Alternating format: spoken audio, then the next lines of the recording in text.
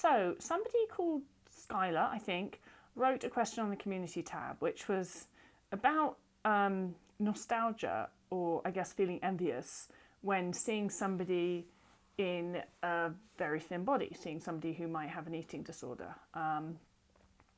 And she said that this feeling of envy or nostalgia was even greater, like if somebody was really emaciated. And I guess this person, Skylar, said that they've been in recovery for a good year and for all intents and purposes doing really well, and for no means want to go back to their eating disorder. I guess she just felt it was concerning that why would I be looking at an emaciated person and sort of having feelings of, oh, that would be nice. And I know it sounds really messed up. It's not everybody who goes through recovery gets that, but a fair amount of us do. And the way I see it, or the way I think about it, and by the way, it goes away. So that for me maybe was true for the first 6 months or so for me of being in a more restored body, that I'd look at thinner people and be envious. Certainly isn't the case now, and that went away quite early on for me. For some people it might last longer, but it does go away. What I think with me it was to do with is I still remembered, and I still do remember actually, but more acutely early on in recovery, just how safe it felt to be underweight. You know, for me, the more underweight I felt, the more it felt like I just had this safety net around me. And the more underweight I felt, the more I just felt cozy and protected. And the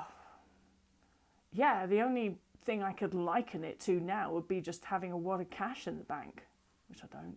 But that's what it felt like. It felt like, for me, the being underweight, the more underweight it felt like would now feel to me actually having a huge wad of cash in the bank that would just give me a sense of security and, okay, everything's going to be okay. And that was just the feeling that I had when I had an eating disorder, when I even thought about being more underweight. It just felt cozy and safe and secure. And so that feeling, or even the memory of that feeling, didn't just miraculously go away when I decided that I wanted to go into recovery, or even when I started to nutritionally rehabilitate. Now, we can look at evolutionary reasons as to why all of those feelings might be relevant if your brain thinks that you need to migrate or blah, blah, blah, blah, blah. But I'm not going to go into that right now. I'm just going to establish that as that is something that's there for a lot of us.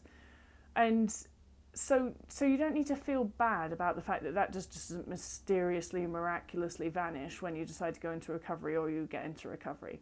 Your brain's still going to remember that feeling and that security, and it's still going to sometimes long for that, especially when you've got negative body image going on. Like, you'll find that your brain longs for that more when the shit hits the fan, quite obviously. Like, of course, when bad things happen, what we're looking for is security and safety, and that is so something, thinness, when you have an eating disorder, is something that your brain sees as security and safety.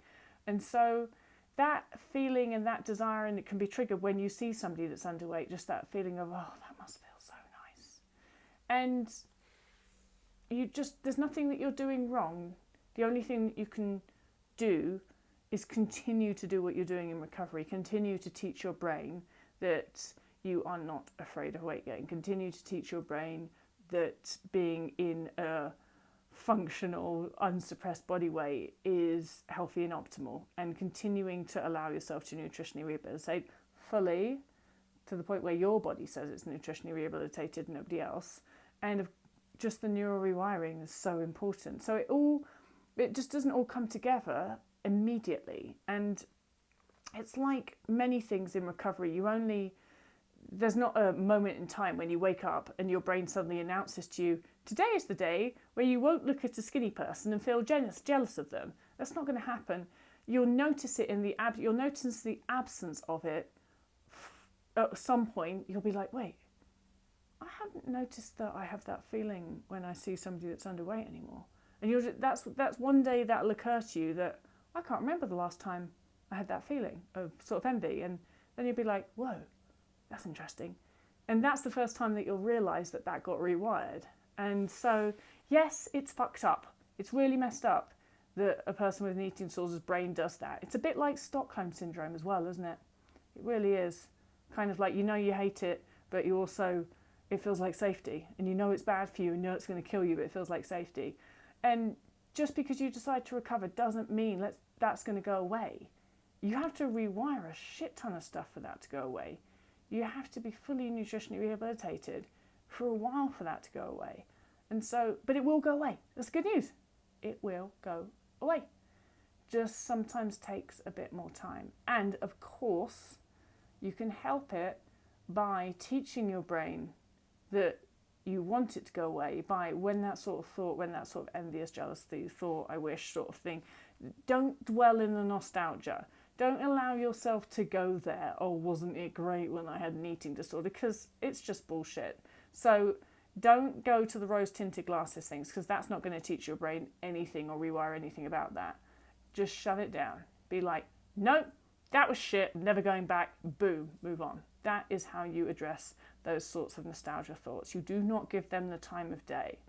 So I'm going to tell you that, it's a thing. It's a thing that happens, but certainly don't allow it to be a thing that you dwell on or encourage or get overly involved in. As soon as you recognize it's happening, shut that shit down and move on. All right, hope that helps. Bye.